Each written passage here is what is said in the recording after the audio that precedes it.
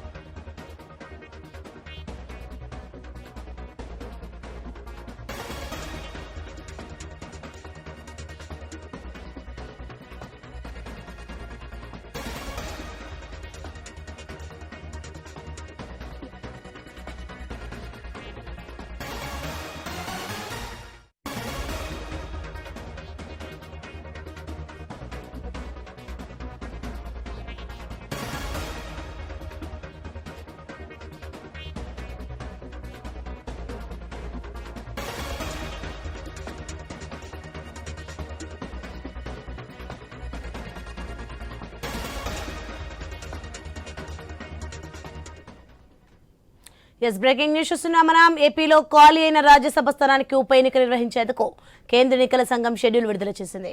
YCP ఎంపీగా ఉన్న విజయసాయిరెడ్డి రాజీనామాతో ఈ స్థానం ఖాళీ అయింది. అయితే ఈ నెల 29 వరకు నామినేషన్లు స్వీకరిస్తారు. 30న నామినేషన్ల పరిశీలన ఉంటుంది. మే 2 వరకు ఉపసంహరణకు గడువు ఇవ్వగా మే 9న ఎన్నిక చేపడతారు. అదే రోజు సాయంత్రం 5 గంటల నుంచి ఓట్ల లెక్కింపు నిర్వహిస్తారు. ఈ సీటు కూటమి ఖాతాలోనే పడనుంది.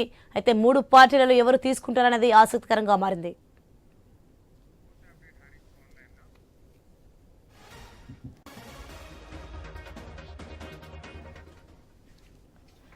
ఇదే అభిషేక్ సంబంధించి మరింత సమాచారం మా ప్రతినిధి హరీష్ విజయవాడ నుంచి ఫోన్ లైన్ లో అందిస్తారు.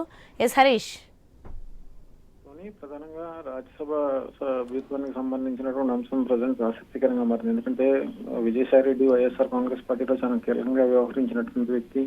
జగన్ తర్వాత ఉన్నటువంటి కోటరీలో ట్రిబుల్ ఆర్ అనేటువంటి ఒక పేరు కూడా ఉన్నటువంటి సిచ్యువేషన్. ఆ ట్రిబుల్ ఆర్ లో ఒక 6 విజయసాయిరెడ్డిగా ఉన్నటువంటి సిచ్యువేషన్. సో ఇప్పుడు నేను రాజీనామా ఊహించిన పరిణామం, ఆ తర్వాత జరిగినటువంటి పరిణామాలన్నీ కూడా ఆసక్తికరంగా మారుతున్నాయి.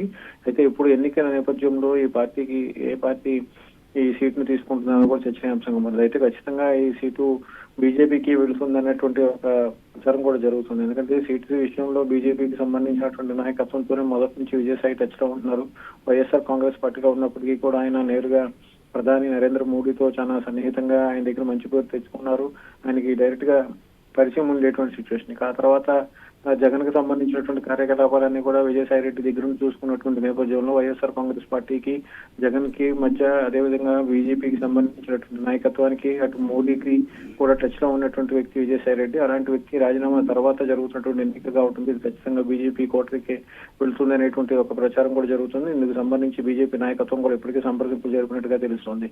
కూటమి పార్టీ నుంచి ఉన్నప్పటికీ కూడా కూటమి పార్టీలకు సంబంధించినటువంటి నాయకత్వానికి సంబంధించి ఇప్పటికే నాగబాబుకి ఎమ్మెల్సీ ఇచ్చారు. తర్వాత మంత్రి పదవి కూడా ఇవ్వబోతున్నారు రాష్ట్ర స్థాయిలో. సో ఇప్పుడు రాజ్యసభ స్థానానికి సంబంధించినంత వరకు జరుగుతున్నటువంటి ఎన్నికలు బీజేపీకి సంబంధించినటువంటి అభ్యర్థిని నిలబెట్టబోతున్నారు. నిలబెట్టిన తర్వాత సీటు ఏకగ్రీవం అయ్యేటువంటి అవకాశం అయితే మనకు కనిపిస్తుంది. మొత్తం మీద ఈ సీటుకి సంబంధించినటువంటి విషయంలో అభ్యర్థి ఎవరు ఉంటారు, బీజేపీ నుంచి వచ్చేటువంటి నాయకులు ఎవరుంటారనేది కూడా చర్చనీయాంశంగా మారింది. ఈ వ్యవహారంలో 1-2 రోజుల్లో బీజేపీకి సంబంధించినటువంటి నాయకత్వం కూడా అభ్యర్థికి సంబంధించినటువంటి పేరును ఖరారు చేసేటువంటి అవకాశం అయితే మనకు కనిపిస్తుంది. సోని. Right, thank